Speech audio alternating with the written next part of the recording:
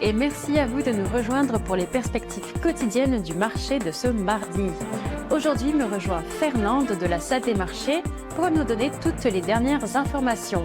Fernande. Les ETF Bitcoin américains ont perdu 225 millions de dollars, mettant fin à une série d'entrées de 7 jours qui avait attiré près d'1 milliard de dollars. Le Bitcoin s'est échangé de manière irrégulière autour de 64 000 dollars, le sentiment restant dans le territoire de la peur. Les nouvelles commandes de biens durables américains n'ont progressé que de 0,3% en juin, bien loin du 1,7% attendu par les économistes. Et ce alors même que les commandes d'informatique et de technologie continuaient de grimper. La dette publique française a dépassé 3,5 billions d'euros début 2026, augmentant de 75,6 milliards d'euros en un seul trimestre. Elle représente désormais 117,5% du PIB, derrière seulement la Grèce et l'Italie dans la zone euro. Alors que s'ouvrent les discussions budgétaires pour 2027, cette envolée de la dette limite les marges de manœuvre budgétaires et pèse sur les rendements obligataires. L'action Tesla a chuté de 2,1% lors de la dernière session, après avoir augmenté de jusqu'à 3,0% au cours de la session. L'indicateur oscillateur ultime indique un marché survendu, ce qui confirme le signal baissier de notre analyse technique.